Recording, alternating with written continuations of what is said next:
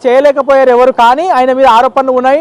డబ్బులు ఇచ్చిన వాళ్ళు కూడా నేరుగా ఆయన ఏ పని ఉన్నా కానీ డబ్బులు తీసుకొని పని చేస్తారు అనేది క్లియర్గా చెప్పేటువంటి ప్రయత్నం చేశారు. దాంతోపాటు గతంలో ఆయన భార్య జిహెచ్ఎంసీ ప్రధాన కార్యాలయంకి వచ్చి ధర్నా చేసింది, నిరసన కూడా తెలిపింది.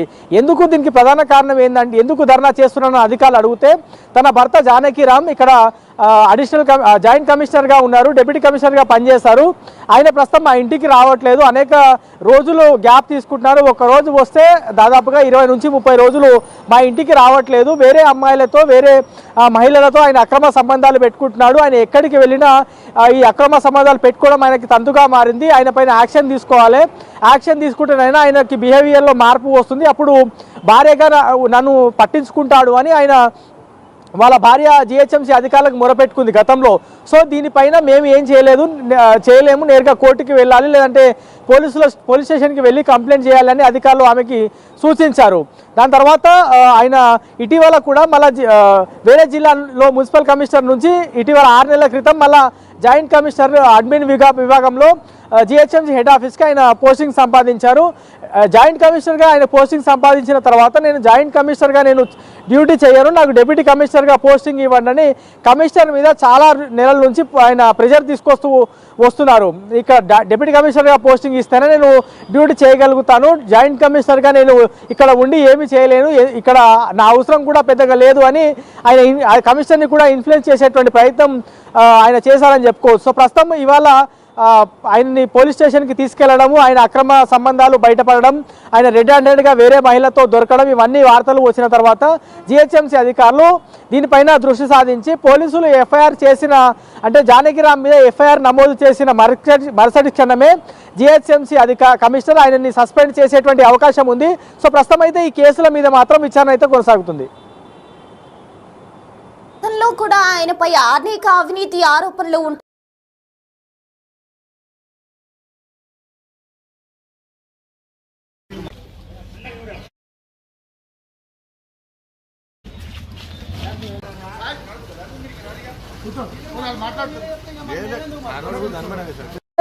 ఎక్కడైతే ఆయన రెడ్ హ్యాండెడ్గా వేరే మహిళతో దొరికినారో అక్కడ వీళ్ళందరూ చితకబాదుతున్నారు. కాబట్టి ప్రస్తుతం ఆయనని ఇక్కడ నుంచి అయితే తరలించాలి. ఒకవేళ ఇక్కడే ఉంటే వాళ్ళందరూ కూడా అటాక్ చేసి మరింత ఇబ్బందికర పరిస్థితులు ఉత్పన్నమవుతాయి. కాబట్టి ఫస్ట్ ఆయనని ఇక్కడ నుంచి పోలీస్ స్టేషన్కి తీసుకెళ్తామని వారాసిగూడ పోలీస్ స్టేషన్కి స్థానిక పోలీసు వాహనంలోనే తీసుకెళ్లారు. ప్రస్తుతం ఆయన గడిచినటువంటి కొంతకాలంగా ఎవరితో అక్రమ సంబంధాలు పెట్టుకున్నాడు, భార్యకి ఎందుకు అన్యాయం చేస్తున్నాడు, ఇంటికి ఎన్నిసార్లు వెళ్తున్నాడు, ఆయన మీద ఉన్నటువంటి ఆరోపణలు లేదు, ఇవన్నీ అంశాలపైన నిగ్గు తేల్చే దిశగా అయితే పోలీసు అధికారులు అడుగులు వేస్తున్నారని చెప్పుకోవచ్చు. ప్రస్తుతం జానకీరామ్ భార్య దగ్గర నుంచి అన్ని విధాలుగా స్టేట్మెంట్ తీసుకుంటారు.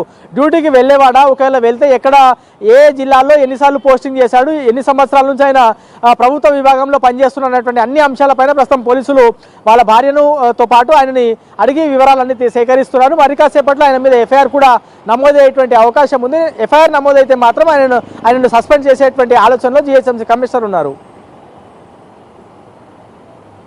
ఇక మొత్తంగా జిహెచ్ఎంసీ జాయింట్ కమిషనర్ గా ఉన్న జానకీరామ్ పై గతంలో కూడా అనేక అవినీతి ఆరోపణలు కూడా వెలుగు చూశాయి. అయితే తను చాలా చిన్న వయసులో 20 ఏళ్ళు చిన్న వయసులో ఉన్న యువతితో అక్రమ సంబంధం పెట్టుకున్నాడు.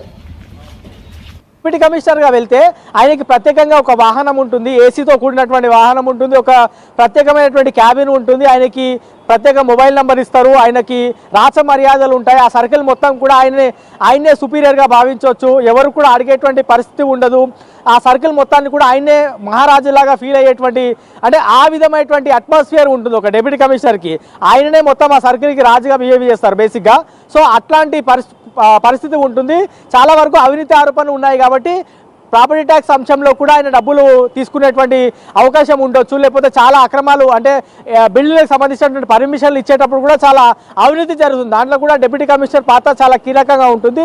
సో ఇవన్నీ కూడా డబ్బులు వస్తాయి, విలాసంగా ఉంటుంది, సపరేట్ క్యాబిన్ ఉంటుంది, దానికి యాంటీ రూమ్ ఉంటుంది, ఆయనకు ప్రత్యేక వాహనం ఇస్తారు, ప్రత్యేక మొబైల్ ఇస్తారు, ప్రత్యేక సిమ్ ఇస్తారు, ఆయన అందరూ గౌరవిస్తారు. ఆ సర్కిల్కి ఆయనే కింగ్ లాగా ఉంటుంది. అట్లాంటి సిచ్యువేషన్ ఉంటుంది. కాబట్టి ఆయన నాకు డిప్యూటీ కమిషనర్ పోస్టింగ్ ఇస్తే నేను సరిగా పనిచేస్తా, ఇక్కడ నుండి నేను ఏం పని చేయాలని కమిషనర్ మీద ప్రెజర్ పెట్టాను. మరి పోస్టింగ్ అయితే ఇప్పటివరకు రాలేదు, ఇక మీద కూడా వచ్చేటువంటి అవకాశం లేదు. ఇవాళ జరిగినటువంటి పరిణామాలు చూస్తే మరి కమిషనర్ ఖచ్చితంగా పోలీస్ కేసు నమోదైన మరుసటి క్షణమే ఆయన మీద సస్పెండ్ వేటు వేసేటువంటి అవకాశం ఉంది. మొత్తంగా జిహెచ్ఎంసీ కమిషనర్ గా ఉన్న జానకీరామ్ పై అనేక అవినీతి ఆరోపణలున్నాయి. ప్రజెంట్ అయితే తాజాగా తనకన్నా 20 ఏళ్లు చిన్నదైన అమ్మాయితో అక్రమ సంబంధం పెట్టుకున్నాడంటూ తన భార్య అయితే ఆరోపిస్తోంది. మొత్తంగా ఈ కొంతకాలంగా ఈ సంఘటన జరుగుతూ ఉంది అంటూ కూడా తన భార్య ఆరోపిస్తుంది. అయితే 20 ఏళ్లు వయసు చిన్నదైన అమ్మాయితో అక్రమ సంబంధం పెట్టుకున్నాడు. వివాహేతర సంబంధం పెట్టుకుని కొన్నాళ్ళుగా ఒక ఫ్లాట్ తీసుకుని అక్కడ ఉంటున్నాడు. అయితే భర్త ఎక్కడికి వెళ్తున్నాడు ఏంటి అని తెలుసుకోవాలనుకున్న భార్య అయితే నిఘా ఏర్పాటు చేసింది. ఆ యువతి భర్త కలిసి ఉన్న టైంలో రెడ్ హ్యాండెడ్ గా బంధువులతో కలిసి భార్య పట్టుకుంది. అయితే మొత్తంగా జానకీరామ్ ను భార్య అలాగే ఆమె బంధువులు కూడా చితకబాదిన పరిస్థితి. అలాగే చితకబాది పోలీసులు కూడా ఆ యువతిని అయితే జానకీరామ్ ను అలాగే యువతిని పోలీస్ స్టేషన్ కు తీసుకెళ్లారు. వారిద్దరిని కూడా పోలీసులు అదుపులో ఉన్నారు. ప్రజెంట్ అయితే జిహెచ్ఎంసీ కమిషనర్ గా ఉన్న జానకీరామ్ ను ఈ కేసుతో సస్పెండ్ చేసే అవకాశాలు కూడా ఉన్నాయంటూ కూడా వార్తలు వస్తున్నాయి. భర్త ఎక్కడికి వెళ్లేది తెలుసుకునేందుకు అయితే భార్య చాలా చాకచక్యంగా నిఘా ఏర్పాటు చేసింది. ఆ నిఘాతోనే ఇద్దరు కలిసి ఉన్న సమయంలో రెడ్ హ్యాండెడ్ గా భార్య పట్టుకుంది. దీనికి సంబంధించి పూర్తి డీటెయిల్స్ మా ప్రతినిధి శ్రవణ్ అందిస్తారు. శ్రవణ్,